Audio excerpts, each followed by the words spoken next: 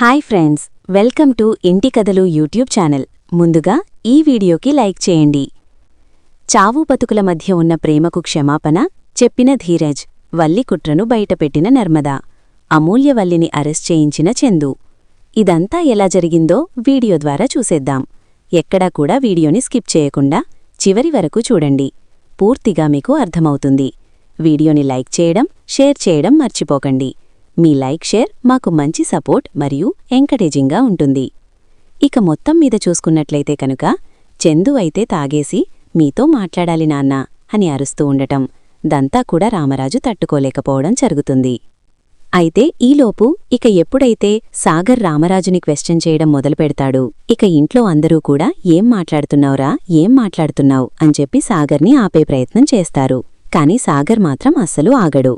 నేనేం తప్పు మాట్లాడలేదు, ఈ పెద్ద మనిషికి వాడు చేసింది ఏదీ తప్పుగా అనిపించలేదు, కాని నేను చేసింది మాత్రం తప్పుగా అనిపించింది అని చెప్పేసేసి మాట్లాడుతూ ఉంటే, ఒరేయ్ నువ్వు మాట్లాడక అసలు సైలెంట్గా ఉండు అని చెప్పేసేసి నోరు మూస్తారు.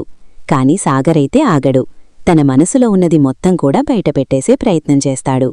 ఇక అలా చేసిన తర్వాత మొత్తం మీద ఇక ఇట్నుంచి సాగర్కి నర్మదకి మధ్యన చాలా పెద్ద వాగ్వాదమే జరుగుతుంది.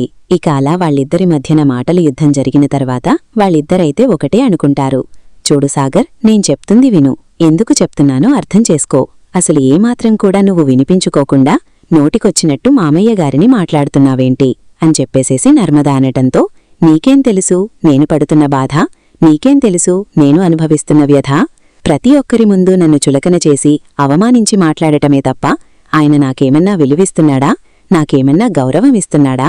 మరి అలాంటప్పుడు నేనెందుకు ఆయన గురించి ఆలోచించాలి అంటూ మాట్లాడతాడు. ఈలోపు ధీరజ్ వచ్చి, ఒరేయ్ నువ్వు నాన్నని అనవసరంగా మాట్లాడుతున్నావు అని చెప్పనంటే, నీ నాన్నని మాట్లాడుతున్నానని నీకు కోపమొచ్చిందా, నీకు పౌరుషమొచ్చిందా అని చెప్పనంటాడు. ఏంట్రా నువ్వు అంటుంది. అంటే అవున్రా మీ నాన్నే అని చెప్పని అంటాడు. ఏంట్రా మీ నాన్న అని చెప్పి వేరుచేసి మాట్లాడుతున్నావు? అసలు ఏ రోజైనా మనం వేరుచేసి మాట్లాడుకోవడమనేది మనకు తెలుసా అని అంటే, తెలీద్రా, ఈ మనిషే ఇదంతా చేశాడు అని చెప్పేసేసి ఇక సాగర్ అంటూ ఉంటాడు. సాగర్ మాటలతోటి ఇక ధీరజ్కి కూడా చాలా బాధ కలుగుతుంది. ఇద్దరూ కూడా ఒకరినొకరు కొట్టుకునే పరిస్థితికి వస్తారు. ఇక అలా వచ్చేసరికి వాళ్ళ ఇదంతా చూసి సాగరైతే, ఏమయ్యా పెద్దమనిషి, నీకు సంతోషంగా ఉందా? మేమెలాగో కొట్టుకుంటున్నావ్, ప్రశాంతంగా ఉందా? ఇప్పుడు నీ మనసు తృప్తిపడిందా? పిల్లల మధ్యన సఖ్యత లేకుండా చేశావ్, కుటుంబంలో సంతోషం లేకుండా చేశావ్, నువ్వొక మనిషివేనా అని చెప్పేసేసి మాట్లాడుతూ ఉంటే, ఏం మాట్లాడుతున్నావురా నువ్వు, నేనేం చేశాను, మధ్యలో నన్నెందుకంటున్నావ్ అని చెప్పేసేసి అంటాడు రామరాజు. ఇక అలా అనేసరికి, నువ్వే ఇదంతా చేశావ్, నీవల్లే ఇదంతా జరిగింది అని చెప్పని అంటూ ఇక సాగరైతే, పద నర్మదా అని నర్మదని లోపలికి తీసుకెళ్తాడు. తీసుకెళ్లిన తర్వాత ఇక నర్మదా అయితే ఇక సాగర్తోటి, చూడు సాగర్, నువ్వు అనవసరంగా కోపం తెచ్చుకుంటున్నావు, గుత్తిపుణ్యానికి కోపం తెచ్చుకుని అందర్నీ బాధపెడుతున్నావు, నేను చెప్పేది వినిపించుకో అంటూ ఉంటుంది. ఏంటి నువ్వు చెప్పేది నేను వినేది? ఇప్పుడు మా అమ్మ లేదు కాబట్టి సైలెంట్గా నేను ఊరుకుంటున్నాను. మా అమ్మ వచ్చిన తర్వాత మనం ఈ ఇంట్లో నుంచి వెళ్ళిపోబోతున్నాం, అది నువ్వు గుర్తుపెట్టుకో, అర్థమయిందా అని చెప్పేసేసి అనేసరికి ఇక వెంటనే నర్మదా అయితే, ఏం మాట్లాడుతున్నావు సాగర్ అంటే, నిజం మాట్లాడుతున్నాను, నేను చెప్పేది పర్ఫెక్ట్గా వాస్తవం, జరగబోయేటటువంటి వాస్తవం అని అంటే, వాస్తవమా? ఏం వాస్తవం? అసలు నువ్వు మాట్లాడుతుంది నీకేమైనా అర్థమవుతుందా అని అంటూ ఉంటే, అర్థమవుతోంది కాబట్టి నేను నీకు క్లియర్గా చెప్తున్నాను, మనం ఇంట్లో నుంచి వెళ్ళిపోవాలి అని చెప్పని అంటాడు. అనేసరికి ఇక వెంటనే ఇటునుంచి నర్మదా ఆలోచనలో పడుతుంది. ఇక ఇక్కడ రామరాజు అయితే బాధపడుతూ ఉంటాడు, చాలా బాధపడుతూ ఉంటాడు. అసలు ఏంటిది, కుటుంబమంతా ఇలా అయిపోతుంది ఏంటి? పిల్లలు చూస్తే పిల్లలేమో ఇలాంటి పనులు చేస్తున్నారు, అసలు ఏం చెయ్యాలో ఏం మాట్లాడాలో నాకేమీ అర్థం కావట్లేదు అని చెప్పేసేసి ఇక రామరాజు అనుకుంటూ ఉంటాడు.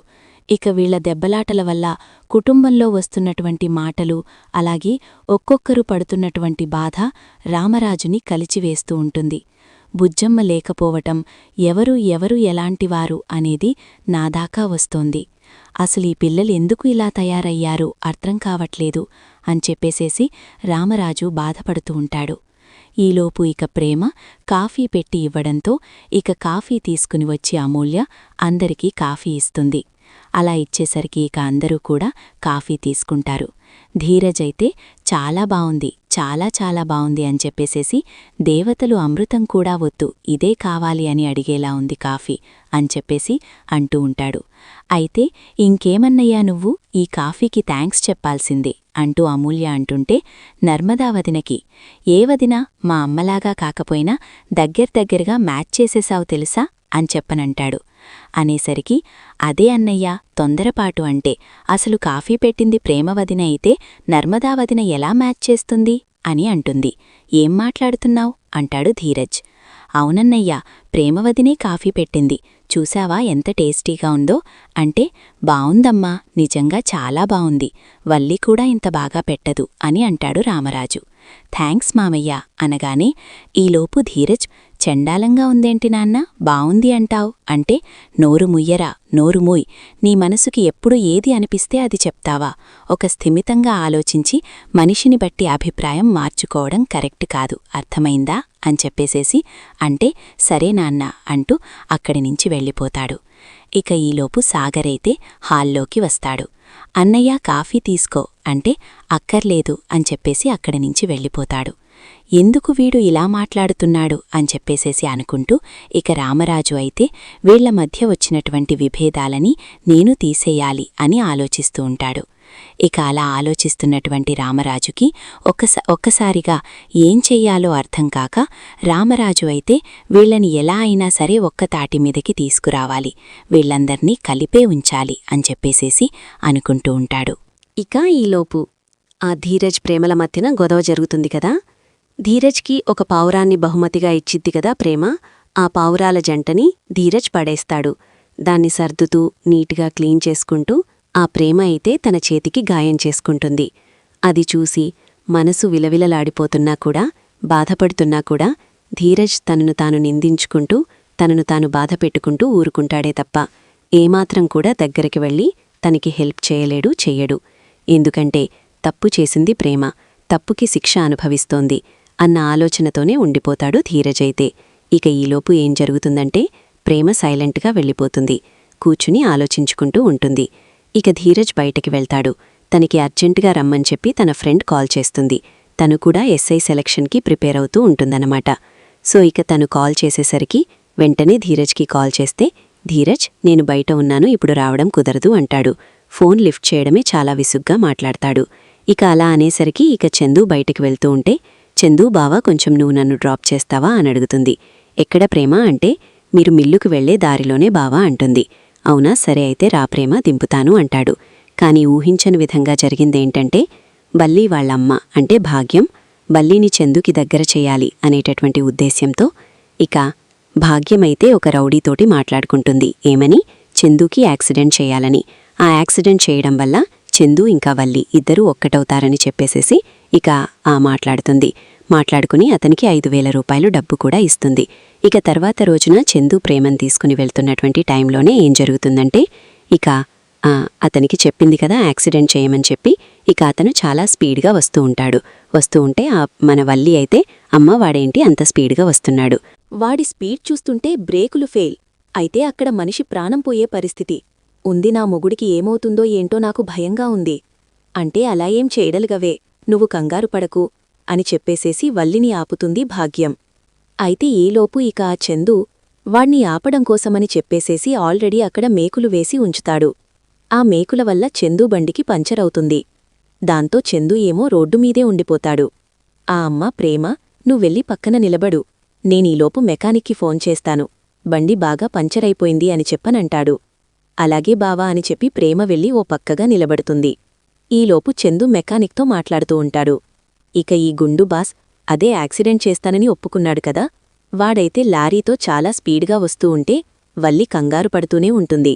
ఏదో జరగపోతుందమ్మా, వాణ్ణాగిపోమని చెప్పు అని. కాని అక్కడ ఉన్న పరిస్థితి అలా లేదు కాబట్టి ఇక ఏం చేయాలో అర్థంకాక భాగ్యం అలా చూస్తూ ఉంటుంది. ఈలోపు మళ్ళీ అయితే, వాడు వెళ్లే స్పీడికి నా మొగుడికేమన్నా అయ్యిందంటే నిన్ను చంపేస్తానే అమ్మా అంటూ ఉంటుంది.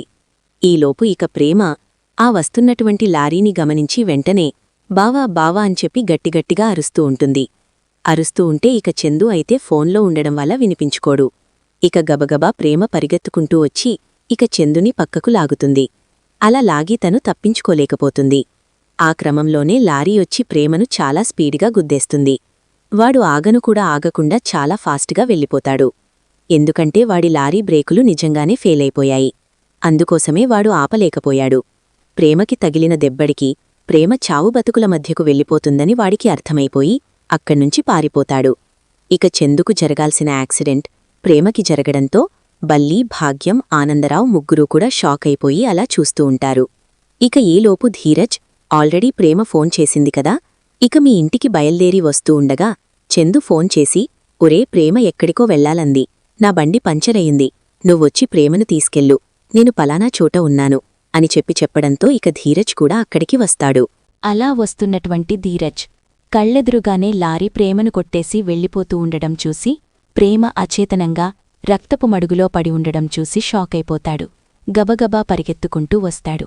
అమ్మా, చూశావటే నువ్వు చేసిన పని, పాపమే ప్రేమ అది, నోరేసుకుని పడుతుందనే కాని నా కాపురాన్ని నిలబెట్టాలని చూశారే, నువ్వు మంచిగా మారు, చందుబాబుతో నువ్వు మంచిగా ఉండు అని చెప్పారు గాని వాళ్ళేరోజు నన్ను చెడుగా మాట్లాడలేదే, నన్ను మంచిగా మార్చాలనుకున్నారే, అలాంటిది ఈరోజు అది సావుబతుకుల మధ్యకు వెళ్ళిపోయిందే అని అంటూ ఉంటే, అది కాదే అల్లి, నేనిలాగవుతదనుకోలేదు, అంటే అక్కడ ప్రేమ ఉంది కాబట్టి ప్రేమ బాధపడుతుంది, అదే అక్కడ నా భర్త ఉంటే ఇప్పుడు నేను కూడా ఏడవాల్సి వచ్చేది కదే, నా బతుకు బుగ్గిపాలైపోయేది కదే, నువ్వేటే ఇలాంటి పనులన్నీ చేస్తున్నావు, నువ్వు మంచిదానివి కాదే, నిజంగానే ప్రేమ నరవదు అన్నట్టు నువ్వు మంచిదానివి కాదు కాదు అంటూ వల్లి, ఛీ, నీలాంటి దాని కడుపున పుట్టడం నాదే తప్పే అంటూ అక్కడ్నుంచి పరిగెత్తుకుంటూ ప్రేమ దగ్గరికి వెళ్తుంది. వల్లిని చూసి చందు అయితే, నువ్వేటి ఇక్కడ అంటాడు. అది కాదుబా, అసలు ఏం జరిగిందంటే బా అంటూ ఉంటే, నువ్వు ముందిక్కడ్నుంచి వెళ్ళవు, అసలీ దరిదాపులో నువ్వు కనిపించకు అని అంటాడు. బా, నా మాట వినుబా, ప్రేమ చూడుబా ఎలాంటి పరిస్థితుల్లో ఉందో, ఒక్క నిమిషముండుబా అని ధీరజ్, తప్పుకో ధీరజ్ అంటూ వల్లి అయితే ప్రేమని గబగబా ఒళ్ళోకి తీసుకొని, మంచినీళ్లురా ధీరజ్, మంచినీళ్లురా అని అంటుంది. ఇక ధీరజ్ గబగబా వెళ్ళి బండిలో ఉన్నటువంటి వాటర్ బాటిల్ తీసుకొస్తాడు. ముఖం మొత్తం కడుగుతుంది. ఈలోపు చందు అంబులెన్స్కి కాల్ చేస్తాడు. ఇక వెంటనే ప్రేమని తీసుకుని హాస్పిటల్కి వెళ్తారు. వల్లి ప్రేమ పక్కనే కూర్చుని ఉంటుంది. వల్లి అంత ప్రేమ చూపించడం నర్మదకు అనుమానంగా ఉంటుంది. ఎవరు ఏమైపోయినా పర్వాలేదు, నేను సంతోషంగా ఉండాలి అనుకునే ఈ వల్లి ఇలా ఎందుకు చేసింది, ఎందుకు చూస్తోంది అని ఆలోచిస్తూ ఉంటుంది.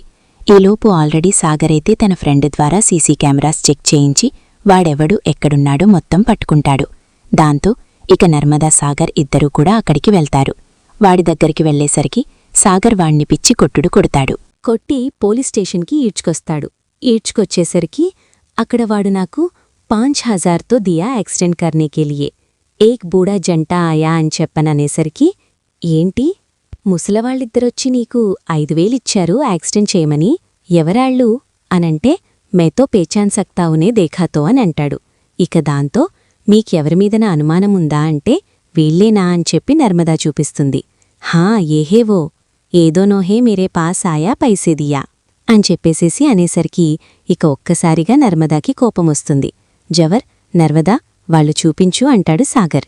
ఇక ఫోటో తిప్పి చూపించేసరికి భాగ్యం, ఆనందరావు, వీళ్ళెందుకిలాంటి పని చేశారు అనంటే, యాక్సిడెంట్ తో ఉనే కర్నానే హే, वो एक पर्सन है ना इनके साथ, उसके लिए पैसे दिए అనగానే, అంటే మా అన్నయ్యనికి చంపడం కోసం డబ్బిచ్చారా అంటే, నెహి, హత్య నెహి, జస్ట్ యాక్సిడెంట్ అని అంటాడు. మా అన్నయ్యకి యాక్సిడెంట్ చేయడం కోసం డబ్బిచ్చారా, ఎందుకిచ్చారు వీళ్ళు అని చెప్పేసేసి సాగర్కి చాలా కోపమొస్తుంది. వెంటనే చందుకి ఫోన్ చేసి జరిగింది మొత్తం చెప్పేస్తాడు సాగర్. చందు అయితే ఒక్కసారిగా షాట్ అవుతాడు. ఏంట్రా సాగర్ నువ్వు చెప్పేది అంటే, నిజమన్నయ్యా, మా ఫ్రెండ్ ద్వారా ట్రేసౌట్ చేయించి వాడిని పోలీస్ స్టేషన్కి తీసుకొచ్చాను. వాడైతే మీ అత్తగారు, మామగారు ఇద్దరూ వాడికి ఒక 5000 ఇచ్చారట. చిన్న యాక్సిడెంట్ చేయమని చెప్పి అది కూడా నీకే, అందుకే వాడంత స్పీడ్గా నిన్ను యాక్సిడెంట్ చేయడానికి వచ్చాడు. కానీ యాక్చువల్గా వాడంత స్పీడ్ అనుకోలేదంట. సడన్గా లారీ బ్రేకులు ఫెయిల్ అవ్వడంతో చాలా ఫాస్ట్గా వచ్చేసింది, కంట్రోల్ అవ్వలేదన్నాడు. లేకపోతే ఆ అమ్మాయికి కూడా తగలకుండా పక్కకు తప్పిద్దామనుకున్నాను అన్నాడు. అని అంటే, నేను చూసుకుంటాన్రా అని చెప్పేసి ప్రేమ పక్కన కూర్చున్న బల్లివంక చూస్తూ లెగవే లెగో అని గట్టిగా అరుస్తాడు. చందు అయితే ఏంటి బా ఏమైంది అంటే అబ్బబ్బబ్బబ్బా ఏమి నటిస్తున్నావే అంటూ ఉంటే ధీరజ్ వెంటనే అన్నయ్య ఏమైందన్నయ్య ఎందుకలా మాట్లాడుతున్నావ్ అంటే ఈ యాక్సిడెంట్ జరగడానికి కారణమే ఈ బల్లి కదరా అని చెప్పని అంటే బల్లి వదినా అంటాడు ధీరజ్. ఏంటన్నయ్యా నువ్వంటుంది బల్లి వదినా ఈ యాక్సిడెంట్ జరగటానికి కారణమా అంటుంది అమూల్య. ఈలోపు ఇక రామరాజు వచ్చి ఏంట్రా నువ్వంటుంది పెద్దోడా అంటే అవునాన్న నాకొక చిన్న యాక్సిడెంట్ చేయమని చెప్పి అతనికి డబ్బిచ్చారంట. నేను దెబ్బలతో మంచాన పడి ఉంటే బల్లి వచ్చి నాకు సేవలు చేసి నాకు దగ్గరయ్యేలాగా ప్లాన్ చేశారంట అని అంటే ఎందుకంత అవసరం అని అంటాడు రామరాజు. ఎందుకంటే ఇది పెద్ద మోసాల ఫ్యామిలీ కదా నాన్నా, వీళ్ళు చేసేటటువంటి మోసాన్ని ఎట్టి పరిస్థితుల్లోనూ బయటికి రాకుండా చూసుకోవడానికి ఎవరి ప్రాణాలు తీయటాకైనా వీళ్ళు వెనకాడరు నాన్నా అంటూ ఉంటాడు.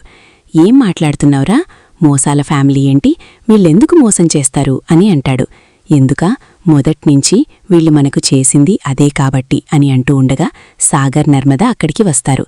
ఏంటి వల్లక్క ఏం చేసిందని వాళ్ళ ప్రేమ మీద నేనంత కక్ష కట్టావు, ఏం చేశాడని చెప్పి చందూబా మీద అంత కక్ష కట్టావంటే నర్మదా అలా అనకు నర్మదా, అసలిదంతా జరుగుతుందని అనుకోలేదు నర్మదా. ఏదో చిన్న యాక్సిడెంట్ అయితే మా బావ మంచం మీద పడతాడు, నేను వచ్చి సేవలు చేసుకుంటూ మా బావకు దగ్గరవ్వచ్చు అని అనుకున్నాను అంతే నర్మదా. దయచేసి దీన్ని వేరేగా ఆలోచించుకో, నేను కావాలని ప్రేమకి యాక్సిడెంట్ చేయలేదు. దయచేసి అర్థం చేసుకో నర్వదా అంటూ ఉంటుంది. ఛీ నోర్మై, నువ్వు ఎన్ని తప్పులు చేసినా ఎన్ని మోసాలు చేసినా ఎన్ని రకాలుగా మమ్మల్ని బాధపెట్టినా పోనీ పోనీ అనుకుంటూ వచ్చామే తప్ప నిన్ను ఏ రోజూ కూడా మేము బయటపెట్టలేదు. అదే మేము చేసిన తప్పు అంటూ ఉండగా ఈలోపు డాక్టరొచ్చి ఆ అమ్మాయి తాలూకా అనగానే మేమందరం అని చెప్పని అంటారు. అనేసరికి ఎవరో ఒకళ్ళొస్తే నేను వాళ్లతో మాట్లాడతాను అని అంటాడు చందు. ఇదంతటికీ కారణం నేనొస్తాను డాక్టరా, నేనొచ్చి మాట్లాడతాను అంటే వద్దన్నయ్యా నువ్వుండు, ప్రేమను పట్టించుకోకుండా ప్రేమ గురించి ఆలోచించకుండా నేనే తప్పు చేశానన్నయ్యా, అది అడిగినట్టు నేనే దాన్ని తీసుకెళ్లి ఉంటే ఇదిలా జరిగి ఉండేది కాదేమో అని చెప్పేసేసి అంటే అప్పుడా స్థానంలో చందుబాబుగారుండి ఉండేవాళ్లు కదా ధీరజ్ అంటుంది నర్వదా. అవును అది నా నిజమే, ఒకరికి జరగాల్సింది ఇంకొకరికి జరిగింది అంటే అంటూ డాక్టర్ రండి అని చెప్పి ధీరజ్ డాక్టర్తో పాటు వెళ్తాడు. చూడండి ఆవిడ కాళ్లకి బాగా ఇంజురీ అయింది, ఎట్టి పరిస్థితుల్లోనూ ఆవిడ కాళ్లతోటి ఎక్కువగా శ్రమపడకూడదు, అంతేకాదు ఎక్కువగా స్ట్రెయిన్ అవ్వకూడదు, చాలా రోజుల వరకు తనకి రెస్ట్ అవసరం కాబట్టి ఎక్కువగా నడవడం పరిగెత్తడం లాంటివి కూడా చెయ్యకూడదు అని అంటే ఎస్ఐ అవ్వటం నాకు కలరా, నాకు పోలీస్ అవ్వాలని చాలా ఆశరా అంటూ ప్రేమ మాట్లాడిన మాటలు ధీరజ్కి చెవుల్లో రింగురింగునా మోగుతూ ఉంటాయి. తను ఎస్ఐ అవ్వాలనుకునేది డాక్టర్ అంటే అది కలగా మిగిల్చేసుకోండి మిస్టర్ ధీరజ్, ఎట్టి పరిస్థితుల్లోనూ తనున్న కండిషన్కి అలా జరగడం కష్టం అని చెప్పని అంటారు. ఒక్కసారిగా ధీరజ్ అయితే షాక్ అయిపోతాడు. డాక్టర్ మీరు చెప్తుంది నిజమా అంటే అబద్ధం చెప్పాల్సిన అవసరం మాకేంటి, తన వెన్నుపూసకి చాలా గట్టి దెబ్బే తగిలింది, బలంగా తగలడం వల్ల ఆ నరాలు చాలా వరకు చచ్చిపడిపోయే పరిస్థితికి వచ్చాయి, మ్యాక్స్ టు మ్యాక్స్ మీరు త్వరగానే తీసుకొచ్చారు కాబట్టి చాలా వరకు సేవ్ అయ్యాం అని చెప్పేసేసి అంటూ ఇక డాక్టర్ చెప్తాడు. చెప్పిన తర్వాత ఇక వెంటనే ధీరజ్ అయితే సరే డాక్టర్ అంటూ ఇక వచ్చి ప్రేమ దగ్గర కూర్చుని క్షమించవే నన్ను, క్షమించవే, నేను ఎంతో పాపం చేశానే, నన్ను క్షమించవే ప్రేమ అని చెప్పని అంటూ ఉంటాడు. ఇక ఈలోపు ప్రేమ స్పృహలోకి వస్తుంది. ఏంట్రా ఎందుకేడుస్తున్నావు? ఏం కాలేదు, నేను బానే ఉన్నాను కదా, ఇదిగో చూడు నా చేతులు బానే ఉన్నాయి, నా కాళ్ళు కూడా అంటూ కాళ్ళు కదుపుతూ ఉంటుంది. కాని కాళ్ళు ప్రేమకు కదలవు. ఎంతసేపు ప్రయత్నించినా ప్రేమ కాళ్ళు చాలా వరకు కూడా కదలడానికి ప్రయత్నించిన ప్రతిసారీ నొప్పి పెడుతూ ఇబ్బంది పెడుతూ ఉంటాయి. ఏంట్రా ధీరజ్ నాకేమైందిరా, నా కాళ్ళు ఎందుకు కదలట్లేదురా అంటూ ఉంటే అది కాదే ప్రేమ, ఏం జరిగిందంటే యాక్సిడెంట్లో నువ్వు నడవలేని పరిస్థితి అనేసరికి ఒక్కసారిగా ప్రేమ షాక్ అయిపోతుంది. ఏంట్రా నువ్వనేది, ఇక నేను నడవలేనా, అయితే ఎప్పటికీ ఇప్పటికీ నాకలా కలగానే ఉండిపోతుందా? అంతేలేరా, ఎవ్వరికీ తెలియకుండా ఎస్ఐ అయిపోదామనుకున్నాను కదా, ఇక ఆ అవసరం ఆ ఆలోచన కూడా నాకు రావద్దని దేవుడిలా శిక్షించినట్టున్నాడు. నేనంటే ఇక్కడ ఎవరికి ప్రేమ ఉంది, ఎవరికి నాతో అవసరముందిరా, అందుకే ఓ మూలన పడి ఉంటే చాల్లే అని దేవుడిలా చేసినట్టున్నాడురా అని చెప్పేసేసి ప్రేమ అంటూ ఉండేసరికి ఇక ఒక్కసారిగా ధీరజ్ అయితే చాలా గిల్టీనెస్తో తలదించేసుకుంటాడు. ఇక ప్రేమ వెంటనే పర్వాలేదురేరా, నేనెక్కడికి వెళ్లాల్సిన పనిలేదు. ఒక వీల్చైర్ కుంటే అందులో కూర్చుని అటూ ఇటూ తిరుగుతూ ఉంటాను. మా అత్తయ్య ఎలాగో నాతో పని చేయించదు. ప్రశాంతంగా వండింది తెచ్చి నా ముందు పెడితే నేను తినిపెడతాను. అంతే. ఇంకా బావయ్యతో మాట్లాడి రైస్ మిల్కి వెళ్లి రైస్ మిల్ పనులు చూసుకుంటాను. అంతే అంతేరా, ఈ జీవితానికిది చాలు అని చెప్పని అంటూ నీ ప్రేమ ఎలాగో దక్కలేదు. ఇక ఆ ఎస్ఐ ఉద్యోగం వస్తే ఎంత, రాకపోతే ఎంతలేరా అని చెప్పేసేసి ప్రేమ ఏడుస్తూ పక్కకు తిరిగిపోతుంది. సారీ ప్రేమ, నన్ను క్షమించు. నువ్వు లెంత చెప్తున్నా వినకుండా నేనే తప్పుగా అర్థం చేసుకున్నాను. ఈ యాక్సిడెంట్ జరగడానికి కారణం వల్లి వదిలేనంట. ప్రేమ వల్లి వదిన. వాళ్లే ఇదంతా చేశారంట. అంతా బయటకు వచ్చింది. ప్రేమ, అమూల్య నాకు మొత్తం చెప్పింది. ప్రేమ, నన్ను క్షమించు ప్రేమ అంటూ ఉంటే ఇంకేముందిరా చెప్పి తెలుసుకోవడానికి? ఇంక నేను చెప్పడానికి కూడా ఏమీ లేదు. నీకన్నీ తెలిసిపోయాయి కదా. నేను చెప్పినా నమ్మే పరిస్థితుల్లో లేని నీకు నేనెంత చెప్పుకున్నా ఏం చెప్పుకున్నా అనవసరం కదరా. ఇక అయిపోయింది. ఇప్పుడు నీకు నాకు మధ్యన ఎలాంటి మాటలూ లేవు. నీ పని నువ్వు చేసుకో, నా పని నేను చేసుకుంటా. నేనైతే తప్పు చేయలేదని నీకు తెలిసింది కదా, అది చాలు నాకు అని అంటూ ప్రేమ ఇక నువ్వు వెళ్ళు అని చెప్పని అంటుంది. ఈలోపు నర్మద వస్తుంది. ధీరజ్ పద అని అంటూ ధీరజ్ని తీసుకెళ్లి బయట కూర్చోబెడుతుంది.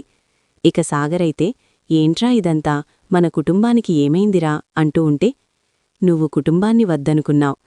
ప్రేమ కుటుంబాన్ని కావాలి అనుకున్నా. నేను ప్రేమను వద్దనుకున్నాను. మనందరం ప్రేమానురాగాలని వదిలేసుకున్నాంరా అన్నయ్య.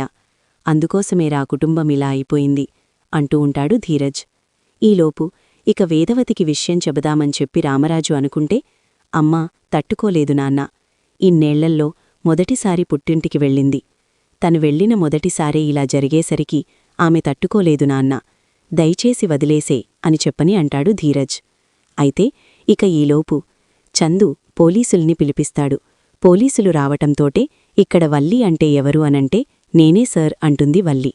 పదండి, మిమ్మల్ని అరెస్ట్ చేస్తున్నాం అనగానే, ఎందుకు సార్, ఎవరు కంప్లైంట్ ఇచ్చారు అంటే, మీ భర్త చందుగారిచ్చారు. మీ వల్లే ఈ యాక్సిడెంట్ జరిగిందని, మీ వల్లే తన కుటుంబంలో ఎన్నో అనర్థాలు జరుగుతున్నాయని, ఇలా యాక్సిడెంట్ చేయడానికి మీరే కారణమని చెప్పి కంప్లైంట్ ఇచ్చారు. ఆ కంప్లైంట్ని బేస్ చేసుకుని మిమ్మల్ని తీసుకెళ్లడానికి వచ్చాం, పదండి అని అంటాడు. దాంతో ఇక ఒక్కసారిగా వల్లి అయితే, థ్యాంక్స్ బా, చాలా థ్యాంక్స్. నేనీ శిక్ష అనుభవించి వచ్చాకైనా నువ్వు నన్ను నీ భార్యగా స్వీకరిస్తే అంతే చాలుబా, అంతకు మించి నాకేమక్కర్లేదు అంటూ వల్లి వెళ్ళిపోతుంది.